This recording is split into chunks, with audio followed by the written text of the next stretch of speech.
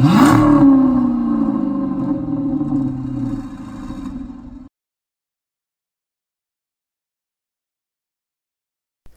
guys, so today's video is going to be looking a bit more at the merger between FCA and Groupe PSA that has been ongoing since about October. When things were first announced, I did make a video covering all the major details, so you can check that out in the top right corner if you want to learn more. As time moves along, we learn more and more, so today's another update video taking a look at what we know. We will cover things like the name change, and what this means going forward for both brands. And in the next video, I'll be taking a look at the highest selling vehicle from each of the 14 brands that are being merged together, so stay tuned for that. But anyways, let's get started. So the merger was first announced 8 months ago, a $50 billion deal in October of 2019, and the deal was officially signed in December 2019. However, it won't be completed until the first quarter of 2021. This merger creates the fourth largest car maker by volume, and is expected to reduce costs by over $4 billion per year. The new automotive group will be led by Peugeot CEO Carlos Tavares and Fiat chairman John Elkann, but Tavares will have the most power. So now we have a name for the merger. We do know that Chrysler won't be called that for the first time in its 95-year life. The company was first known as Chrysler Corporation from its inception in 1925 all the way through to 1998, after which it was called DaimlerChrysler after the merger with Daimler-Benz, until 2007.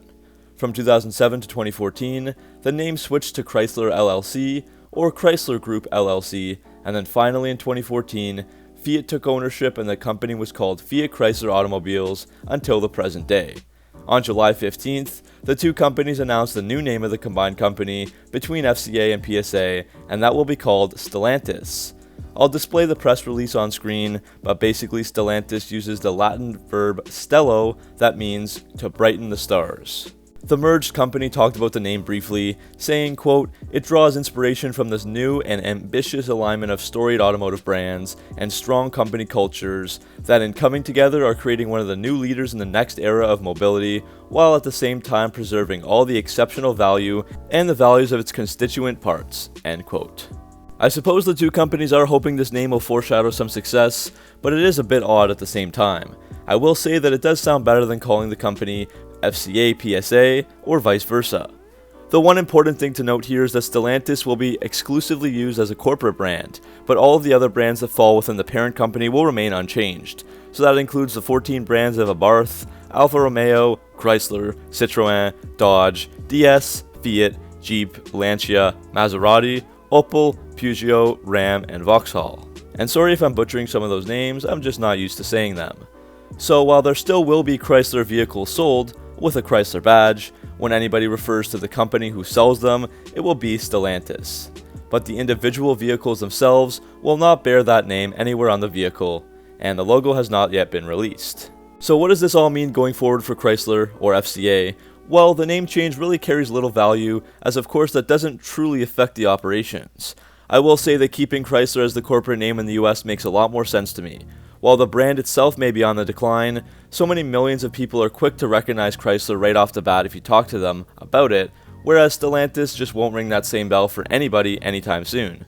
The one thing that this name change does acknowledge is that the company will be moving forward as one unit, unlike the Daimler-Chrysler merger, where both companies almost acted as separate entities that were consistently clashing and competing with each other. So now let's take a look at the merger and some positives and negatives from it, as well as what each company has to gain here. So the main thing that Chrysler would gain would be new technologies and an increased presence in Europe, while PSA gains an increased presence in North America. So getting into more specific needs, right now FCA is lagging behind in developing new technologies, such as electrification and autonomous vehicles, both of which come of course at a huge cost. Jürgen Piper, an automotive senior advisor at Bankhaus Metzler, said, quote, "FCA is far behind in e-mobility, PSA is at least okay," end quote. So with more pressure to increase investments in technology, this merger will give FCA more money to do so, and they can borrow some of PSA's existing resources as well. FCA can also use some of Peugeot's cash and their existing platform to build some new cars, including electric and hybrid vehicles. And FCA could offer PSA their Giorgio rear-wheel drive / all-wheel drive architecture that they use for the Alfa Romeo Giulia sedan and Stelvio SUV. Another major positive would be PSA's European presence. Fiat's European market share has fallen to just 4.3%, with most of those sales in Italy. FCA could definitely benefit from PSA's platforms for small and compact cars. Bernstein analyst Max Warburton said, quote, PSA's R&D resources and cutting-edge lightweight platforms could revitalize Fiat's tired product range. Subscale product lines, powertrains, and future EV investments could be combined, end quote.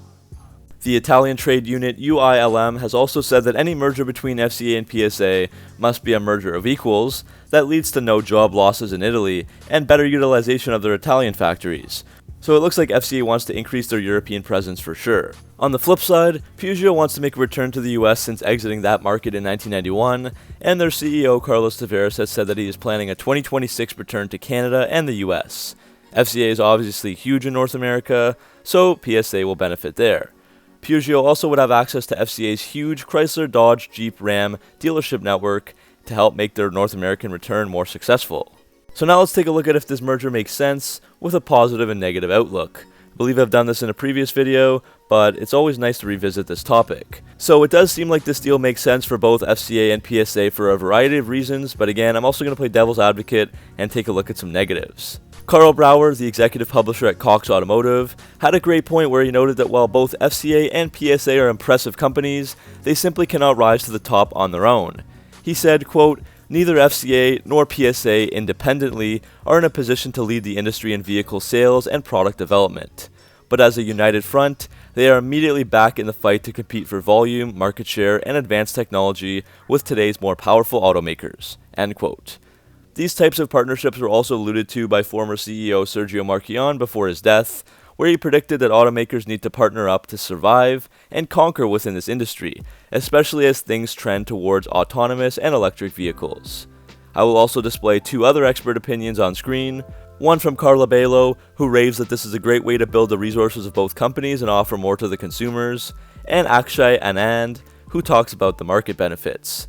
Some analysts are also predicting that this merger could give annual synergies of between $3.35 to $7.37 billion US.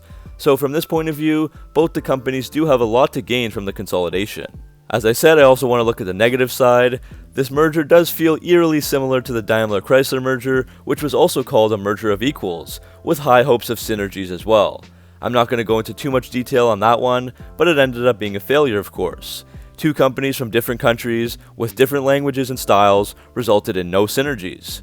Instead of Daimler leveraging Chrysler's competitive advantage, for example their fast concept to showroom cycle times, Daimler had the mindset that it was their way or the highway.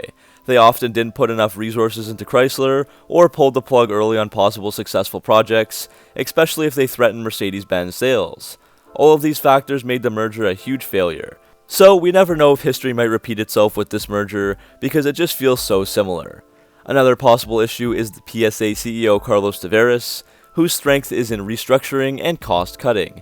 He would likely lead this merged company as we discussed, but cutting costs should not be the main priority for FCA products, which have always suffered from poor quality control. It remains to be seen how each company will influence each other, or if PSA's European mindset will take away from some of the American heritage of the Dodge and Chrysler vehicles. Finally, before we end the video, I want to take a look at a quote from Walter P. Chrysler's great-grandson Frank Rhodes. Back in January, he told MopaRinsiders.com, quote, "It has been a long time coming. That being said, we need to preserve the Chrysler brand, and at least it looks safe for now." Carlos Tavares said he would keep all of the brands. Chrysler should expand and go after Lincoln. I did think of a corporate name, PFC Corporation. However, I thought I heard that none of the existing corporate names will be used. Maybe out of fairness, since no one wants to look like they have the upper hand. The fact is that Tavares has the leading vote, 6-5, and however you slice the cake, he and the French government are in control. Remember how Chrysler and Mercedes had a merger of equals? End quote. So he also does bring up some very good points there. Again, theoretically on paper, this merger looks good for FCA, who get access to more capital, better technology, other platforms, and the door gets opened wider to the European market. PSA meanwhile can easily set foot in the North American market using FCA's network. Only time will tell what happens here, but it's definitely an interesting merger, and we'll have to follow along as the years go by. So that's the end of this video, guys. What do you think of the merger? Are you excited to see what happens, or do you have some doubt that things will work out smoothly? Let me know down in the comment section below. Thanks for watching, make sure to like and subscribe, and I'll see you guys in the next video.